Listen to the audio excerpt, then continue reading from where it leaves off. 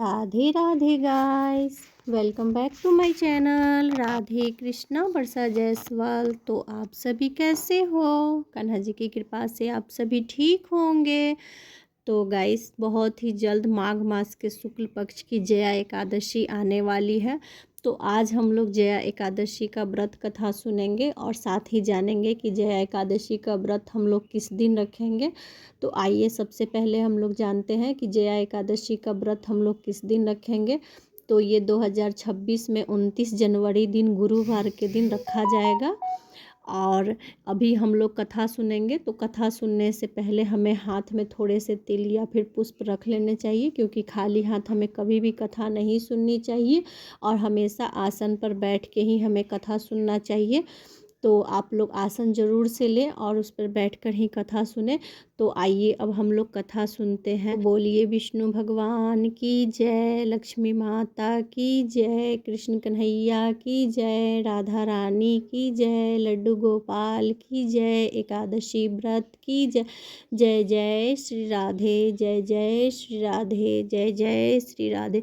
माघ मास के शुक्ल पक्ष की एकादशी जया एकादशी। युधिष्ठिर ने भगवान श्री कृष्ण से पूछा, भगवान कृपा करके यह बताइए कि माघ मास के शुक्ल पक्ष में कौन सी एकादशी होती है, उसकी विधि क्या है तथा उसमें किस देवता का पूजन किया जाता है। भगवान श्री कृष्ण बोले, राजेंद्र, माघ मास के शुक्ल पक्ष में जो एकादशी होती है उसका नाम जया है। वह सब पापों को हरने वाली उत्तम तिथि है। पवित्र होने के साथ ही पापों का नाश करने वाली तथा मनुष्यों को भोग और मोक्ष प्रदान करने वाली है। इतना ही नहीं, वह ब्रह्म हत्या जैसे पाप तथा पिशाचत्व का भी विनाश करने वाली है। इसका व्रत करने पर मनुष्यों को कभी प्रेत योनि में नहीं जाना पड़ता। इसलिए राजन, प्रयत्न पूर्वक जया नाम की एकादशी का व्रत करना चाहिए। एक समय की बात है, स्वर्गलोक में देवराज इंद्र राज्य करते थे। देवगण पारिजात वृक्षों से युक्त नंदवन में अप्सराओं के साथ विहार कर रहे थे। 50 करोड़ गंधर्वों के नायक देवराज इंद्र ने स्वेच्छा अनुसार वन में विहार करते हुए बड़े हर्ष के साथ नृत्य का आयोजन किया। गंधर्व उसमें गान कर रहे थे, जिसमें पुष्पदंत, चेत्रसेन तथा उसकी पुत्री, ये तीनों प्रधान थे। चेत्रसेन की स्त्री का नाम मालिनी था। मालिनी से एक कन्या उत्पन्न हुई थी जो पुष्पवती के नाम से विख्यात थी। पुष्पदंत गंधर्व के एक पुत्र था जिसको लोग माल्यवान कहते थे। माल्यवान पुष्पवती के रूप पर अत्यंत मोहित था। ये दोनों भी इंद्र के संतोषार्थ नृत्य करने के लिए आए थे। इन दोनों का गान हो रहा था। इसके साथ अप्सराएं भी थी। अप्सरा अनुराग के कारण ये दोनों मोह के वशीभूत हो गए। चित्त में भ्रांति आ गई, इसलिए वे शुद्ध गान गा न सके। कभी ताल भंग हो जाता था तो कभी गीत बंद हो जाता था। इंद्र ने इस प्रमाद पर विचार किया और इसे अपना अपमान समझकर वे कुपित हो गए। अतः इन दोनों को श्राप देते हुए बोले, ओ मूर्ख, तुम दोनों को धिक्कार है।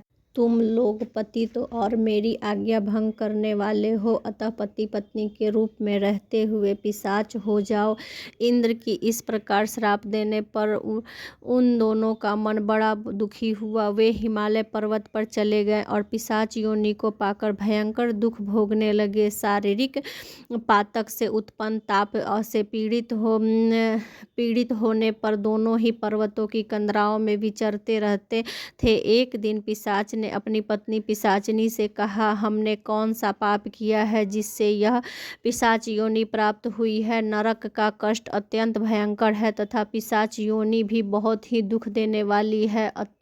अतः प्रयत्न पूर्वक करके हमें इस पाप से बचना चाहिए। इस प्रकार चिंतामग्न होकर वे दोनों दुख के कारण सूखते जा रहे थे। देवयोग से उन्हें माघ मास के शुक्ल पक्ष की एकादशी की तिथि प्राप्त हो गई। जया नाम से विख्यात वह तिथि सब तिथियों में उत्तम है। उस दिन उन दोनों ने सब प्रकार के आहार का त्याग कर दिया, जलपान तक नहीं किया, किसी जीव की हिंसा नहीं की, यहाँ तक कि खाने के लिए फल फल तक नहीं काटा। निरंतर दुख से युक्त होकर वे एक पीपल के समीप बैठे रहे। सूर्य अस्त हो गया। उनके प्राण हर लेने वाला भयंकर रात्रि उपस्थित हुई। उन्हें नींद नहीं आई। वे रति और या कोई सुख भी नहीं पा सके। सूर्योदय हुआ। दशमी का दिन आया। इस प्रकार उस पिशाच दंपति के द्वारा जया नाम के उत्तम व्रत का पालन हो गया। उन्होंने रात्रि में जागरण भी किया था। उस व्रत के प्रभाव से तथा भगवान विष्णु की शक्ति से उन दोनों का पिशाचत्व दूर हो गया। पुष्पवती और माल्यवान अपने पूर्व रूप में आ गए। उनके हृदय में वही पुराने स्नेह उमड़ रहा था। उनके शरीर पर पहले जैसे ही अलंकार शोभा पा रहे थे। वे दोनों मनोहर रूप धारण करके विमान पर बैठकर और स्वर्गलोक में चले गए। वहाँ देवराज इंद्र के सामने जाकर उन्होंने बड़ी प्रसन्नता के साथ उन्हें प्रणाम किया। उन्हें इस रूप में उपस्थित देखकर इंद्र को बड़ा विस्मय हुआ। उन्होंने पूछा, बताओ, इस पुण्य के प्रभाव से तुम दोनों का पिशाचत्व दूर हुआ है। तुम मेरे श्राप को प्राप्त हो चुके थे, फिर किस देवता ने तुम्हें इससे छुटकारा दिलाया है? माल्यवान बोला, स्वामी, भगवान वासुदेव की कृपा तथा जया नाम के एकादशी के व्रत से हमारा पिशाचत्व दूर हुआ है। इंद्र ने कहा, तो अब तुम दोनों मेरे कहने से सुधा पान करो। जो लोग एकादशी के व्रत से तत्पर और भगवान श्री कृष्ण के शरणागत होते हैं वे हमारे भी पूजनीय होते हैं। भगवान श्री कृष्ण कहते हैं, राजन, इस कारण एकादशी का व्रत करना चाहिए। निपुश्रेष्ठ जया ब्रह्म हत्या का पाप भी दूर करने वाली है। जिसने जया का व्रत किया है उसने सब प्रकार के दान दे दिए और संपूर्ण यज्ञों का अनुष्ठान कर लिया। इस महात्म को पढ़ने और सुनने से अग्नियोष्ट यज्ञ का फल मिलता है। तो बोलिए विष्णु भगवान की जय, लक्ष्मी माता की जय, कृष्ण कन्हैया की जय, राधा रानी की जय, लड्डू गोपाल की जय, एकादशी व्रत की जय, गौ माता की जय। जय जय श्री राधे, जय जय श्री राधे, जय जय श्री राधे। तो गाइस, अगर मेरी वीडियो थोड़ी सी भी अच्छी लगी हो तो like, share and subscribe. Radhe Radhe, Radhe Radhe, Radhe Radhe.